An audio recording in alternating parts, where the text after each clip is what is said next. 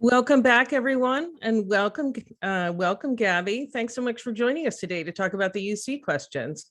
Yeah, thank you so much for having me, Sally. All right, so let's do kind of a general overview of what these are. I still talk to people sometimes, not people in the state of California, but I still talk to people sometimes that are surprised that like the University of California is not on the common application, for example. Like, what do you mean? What questions are you talking about? Yeah. Like, if you could give me sort of a general overview of the essay questions, we'll talk about the general application at another time. But yeah, let's kind of dive into that. Yeah, great question. So I know the Common App, they do the general 650 word essay versus the UCs, they do it a little bit different. So they have 8 PIQs or 8 personal insight questions is what they're called. So out of the 8 personal insight questions, students can choose 4. So half of those. And they have up to 350 words for each of the questions that they can have. So they have quite a bit space, a little bit more space than the Common App to really dive into the questions and to really discuss the questions and what is entailed in them. And they're a little bit more direct. So versus the Common App, they're just the standard prompts and things like that. The UCs are a little bit more different. They're a little bit more concise, direct, and kind of straight to the point, asking about students' different abilities, whether that's leadership, their creativity sides, different things like that as well too. So it's a great model. And I think it's a way that students can kind of express themselves a little bit more directly.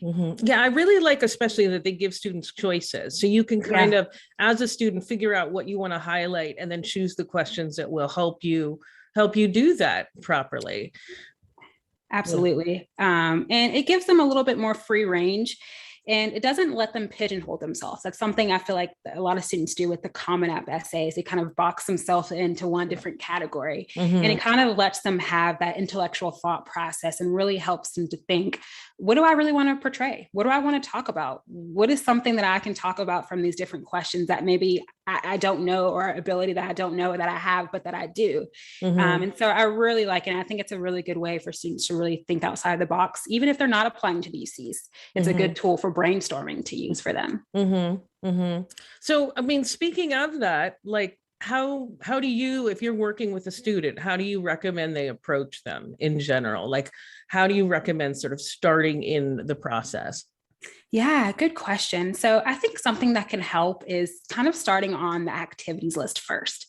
I know the UCs, they do a whole kind of range, or even on the Common App activities list, kind of starting and seeing, what activities from 9th through 10th or 9th through 11th grade have these students been involved in? What are some of the most important activities? And from there, they can kind of brainstorm different personality traits, different characteristic traits, and different things that they can kind of pinpoint that are the most important. And then there's some things that they want to portray to the UCs. And by the way, speaking of this, I was on the UC website before this segment, and they even have a document, like a PDF that allows you to brainstorm, which I think is so great. So listen to this segment, obviously, but then if you're curious, go straight to the UC website because they have so much good documentation on all of this. Thank you for that, because I think the UCs are probably one of the most transparent systems about what they're looking for. Even if you just Google UC personal insight questions, just on the application page, it will have guidance for each of those questions. And a lot of the times I'll just direct students to that website and just say, here's the guidance on what they're looking for. From there, maybe come up with 8 ideas. It doesn't have to be all the 8 questions, but come up with 8 ideas that you want to talk about. And then let's talk about kind of fitting those into those different boxes that those questions are asking. But I mean, I love how they just guide through students throughout the process. They really are very transparent. So yeah. I tell students when they're working on their essay questions to post not just the question at the top of the page so they can continuously refer back to it, but also the notes that the UCs, because the UCs always include under the questions things to think about. So I'm like, post those at the top of your page and refer back constantly as you're writing to make sure you're answering the question. Because it is interesting. I mean, with the common application, students can be very creative. They don't have to be strict about answering the question. But with the UCs, answer the question. Yeah, right.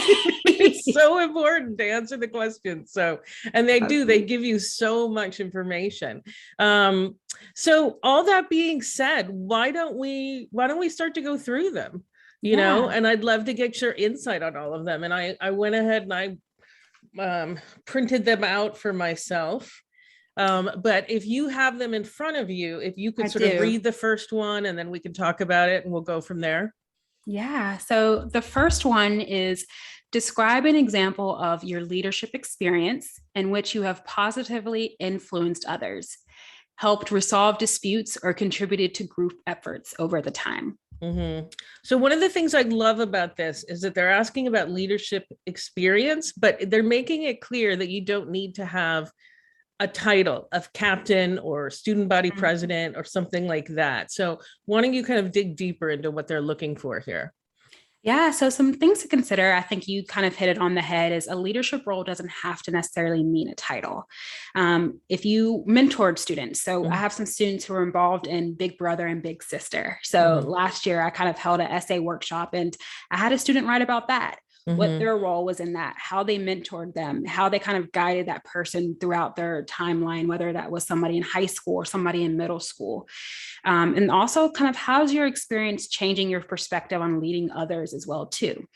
I think that's kind of the most important part. And they kind of say it towards the end is, did you resolve a dispute? Or did you contribute to other group efforts over a time? Did you organize one activity in your school, whether that was like a bake sale or whether that mhm, was a cooking club, those different types of things that can involve leadership. You don't have to be president of every club, but there's other kind of leadership abilities and other capabilities that you can contribute to as well too. So mhm. Yeah, it's very flexible. I mean, it literally could just be, yeah, resolving a dispute, stepping yeah. up to help others in an important moment could be this. Yeah. So, and I also want to stress, yeah, that it doesn't have to be at school. It can be in your personal life. It can be at church. It can be everywhere. So just reiterating what you're saying, but this is something that I find students impose rules sometimes that don't actually exist. You know Yeah, what I mean? right. Like, where does it say on the page that you can't do that? It's like nowhere Right. does it say that. So just pay close attention to the page. All right, so let's move on to number two. So number two is, I think this one's actually one of my favorite ones. It says every person has a creative side and it can be expressed in many ways: problem solving, original and innovative thinking, and artistically, to name a few. Describe how you express your creative side. And so this one is cool because I feel like the first thing that students think about when they think about creative is art Mhm, or music or performing arts or something, but that's not necessarily true. mhm, It's diving deeper into, I've had a lot of computer science students actually touch on this topic about how they've been creative in the STEM field, how they've been creating with coding and game design, and how they've kind of expressed their interest in that field through their creative side. mhm, So it doesn't necessarily have to be something, some sort of painting that you did, or, some sort of performing arts thing that you did. Just kind of talk about maybe how you navigated through challenges, or you navigated through a different curriculum in your high school as well too, and how that creative and intellectual thought process helped you navigate through that as well. So mhm. Yeah, I mean, I think like potential business majors mhm. can absolutely use this question. Like I think about a student of mine who she was volunteering in a nursing home and her interest was in business, not in healthcare, but it was close by. She wanted to serve the community and she could walk to it from her house, and transportation was an issue for her. So, but one of the things that really impressed me is that when she went there, she realized that like they had this tiny gift shop, but only two of the residents could get into it at a time, often because a lot of them were in wheelchairs, so a tiny space doesn't work. so Right, right. so Okay. she came up with the idea to have a like a gift shop on wheels. Like she fundraised a cart and she would take it Wow. around from room to room.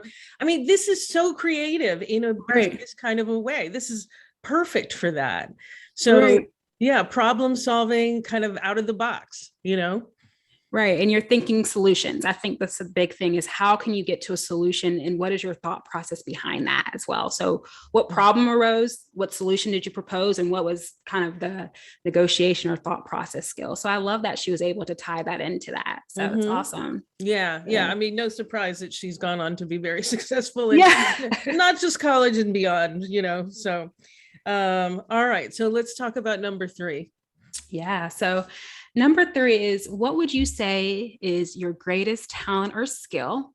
And how have you developed and demonstrated that talent over time? So, and I think this one is kind of thinking about, I think the biggest thing that students think about is I have to win an award, or I have to be the best at something, or I have to be number one or MVP. And that's not necessarily true. It doesn't have to be like athletic abilities or intellectual abilities. What is a skill that you're good at? So for example, I'm glad that you mentioned a business student. I actually had a student who was interested in law, who wrote about, how they're able to negotiate, talk about strategies, talk through intellectual thinking and processing and debating and things like that as well too. And that was one of their biggest talents that they had, and kind of tying it into the different pursuits that they wanted to pursue within law, and how that's an interest and how that's a big talent that they have. And so I think that's also kind of something that's pretty cool, is that you don't have to necessarily be the number one, but everybody has something that they're good at. Right. Everybody has some kind of given ability that you're good at, and let's kind of tap into that, and let's dive a little bit more deeper and discover what that is. So yeah, exactly. Yeah, I had a student who her talent was making things happen. Like she initially was writing an essay about her and her best friend because they were very different. And then reading over the essay, I was like, what this is really about is that your friend comes up with ideas, but then you're the one that can actually put them into motion. Okay. Her friend would have all these wonderful ideas, but she was the one that said, okay, to make this happen, we'll do this and this and this. And, I was like, that's an incredible skill. A lot of people don't have that. And that can be a talent too. So yeah, if that's your talent, that counts. That absolutely counts. And, it was funny. I was talking to a parent yesterday, and he was kind of diving in onto what his son is good at. And he was like, I think he may need to go into sales. He's a good negotiator. He even negotiates me for his, his monthly money. I can't think of the word. Allowance. Right now. Allowance. Thank you. And negotiates me out of doing chores and things like that. And just kind of describe the different kind of skills. And I'm like, that's a talent. Yeah. I was like, a lot of kids nowadays are so savvy, and they don't realize it until their parent starts talking about it, or a friend starts talking about it as well. So it's those little things that you can even talk about as well. So yeah, I mean, honestly, a sense of style can be a skill too, right? Like you're the one who is the most stylish, who your friends go to with questions, like all these things can count. So absolutely. Okay. All right. So what about number 4? Yeah. So describe how you've taken advantage of a significant educational opportunity or work to overcome an educational barrier you have faced. And I think this is something that it can be a little bit different, a little bit kind of tricky in a sense, because for instance, I had a student write about how he had access to different kind of computer science classes and different kind of coding classes and different kind of game design classes. And that's really something that he was able to take advantage of, and it sparked his interest and made him want to go into that career of computer science. And so it's just kind of talking about those things and those courses that maybe you've had access to, or maybe you didn't have access to, but you chose to take it on your back end, through a community college or through some other kind of course offering as well too. Yeah. Do you think it's important I feel like the word opportunity is an important one, because it's about students sort of realizing that they've been given an opportunity that maybe others might not have had. So not that they have to reflect that precisely in their essay, but just kind of talking about like how wonderful this opportunity was. Do you think that that's helpful in this essay? Yes, I think that is helpful, and just kind of celebrating and remarking kind of on that opportunity and what that kind of looks like for them and how they were able to kind of get into that course. I think that's also something that can be a little helpful for them as well. So. Okay. All right, great. All right. So what about, but this one also has educational barriers and how you overcome them. So when do you think students might want to write about that? Yeah. So I think if they've gotten to that point in their life, it's important to discuss that, and it's important to kind of talk about that. If they haven't, then kind of what you said, it's important to also celebrate those opportunities that they have and really reflect on how they've gotten to those opportunities and how they've not taking advantage, but how they've kind of celebrated those different opportunities as well. So I think it just kind of depends from student to student as well. So it can be a case by case basis. So. Yeah, absolutely. Yeah, but I'm kind of harping on this because I've talked to students who think that you're supposed to have a sob story, and I'm like, absolutely not. Absolutely not. If things have gone well in your life, you can be appreciative of your opportunities. You don't need to make something up, Yeah. so. I think that's the biggest thing now. And everybody thinks that they have to have something that they've overcome. And let's take a moment to kind of reflect and celebrate that you haven't in life, because there's a lot of people that have, Yeah. especially at a young age. And let's kind of talk about how you've focused on those opportunities and how you've developed yourself through those opportunities, and celebrate, but then also be grateful and have kind of a sense of grace as well too. So. Absolutely. All right. So what about the next one? All right. So number 5, describe the most significant challenge you have faced and the steps you have taken to overcome this challenge. How has this challenge affected your academic achievement? So I think this can also be something that they tie into the later half of number 4 as well too, is talking about a barrier or talking about a challenge. Again, if you face a challenge in your life, then let's talk about that. We want to hear about that personal growth, how you've challenged yourself, how you've grown as a person, how you've grown as a student. And it doesn't necessarily have to be that, maybe you were getting all A's and then come your junior year, you were getting C's and D's, and it doesn't have to be something that drastic and that kind of representative. It can be maybe a class was a little bit more tougher thinking. Maybe you started taking more APs, maybe you started taking more honors, and you had to change your thought process a little bit. Let's kind of talk about that and kind of dive into how did that kind of affect your achievements? What did you have to do to work towards that? And what did you have to do to become successful in those courses as well? So it doesn't necessarily have to be a drastic grade change, but maybe there was something else that happened in your life, or maybe a drastic thing happened within your family, heaven forbid a death, or what we're facing now with COVID. That could have changed also, how you perform in school as well too. So, but I think the important piece of this too is the steps you have taken to overcome this challenge. Yeah. If you haven't done anything to overcome it, this is not going to show you at your best. Right.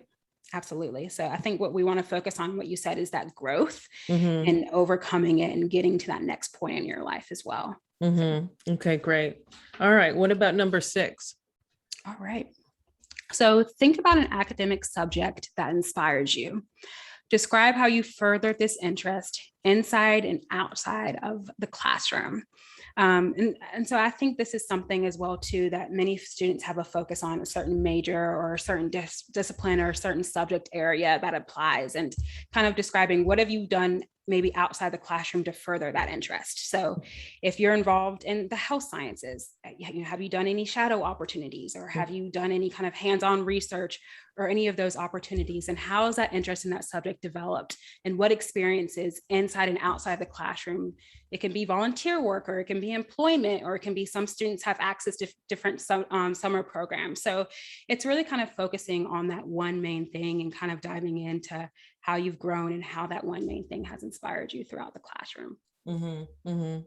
Yeah, absolutely. I think this one's a really fun one, like any academic subject that really like show your enthusiasm for it, dig deep into why it was really fun. And colleges love it when students look at learning as something that happens in everyday life and that doesn't just happen in the classroom. Right. Yeah, exactly. And it's really a way for students to tie in their interest in different fun, like you said, different out of the box things that they've been involved in, and tie in those extracurricular activities that you've been involved in. So, okay. Yeah. And I think that is important to note too. This is a way to loop in other parts of your application. All right. And then what about number 7? Yeah. So this one is a fun one too, or it can be an interesting one. So what have you done to make your school or your community a better place? And so I think that's something that can kind of be, some students kind of have to take a step back and kind of think. So what are some things that you've inspired your school to be? It can kind of be fun, and it can kind of be something that you're able to kind of step back. So did you create a club in your community?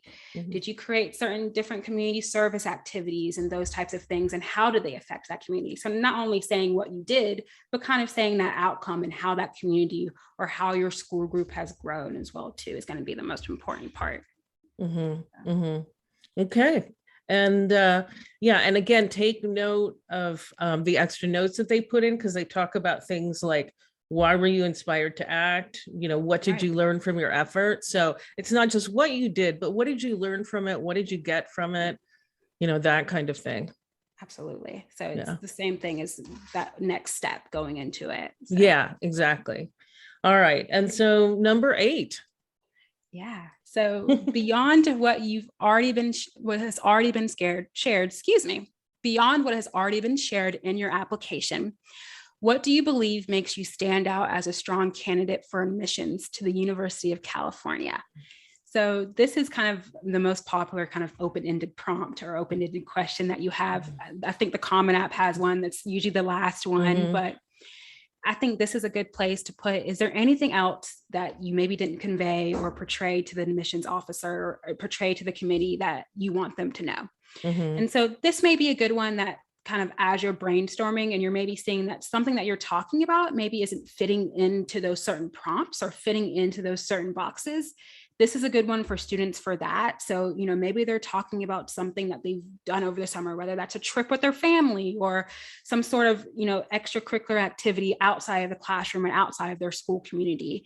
But what's something that you want to highlight and something that you want to share, whether that's a skill, a talent, a challenge, or an opportunity that has arose. What is something that you want to know to make you better, that has made you better, and that can make your application stand out a little bit more too? Yeah, what I don't recommend that I've seen is sometimes students just say, here's a list of all the reasons you should Right. admit me. Yeah. And you're not there, you're not in the committee room, so you don't know what they value. So Yeah. you really like don't tell them what to do, but put forward something that they might, that you know, that to you is valuable, that you think is important for other people to know. But don't do a summary, is my Yeah. advice. Like pick one thing that has that level of importance. Like maybe you're somebody who takes care of your siblings. This might Yeah. be a great thing to write about that is not going to be clear from your school record, that kind of thing.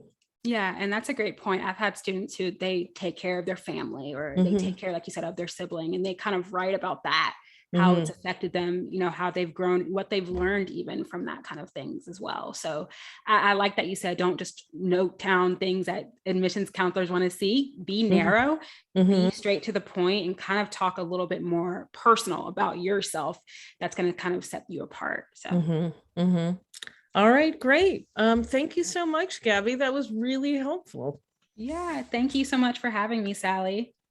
All right, everyone, we're going to be taking a break, but when we get back, Lisa Albro and I will be talking about her experience attending college as a first-generation student.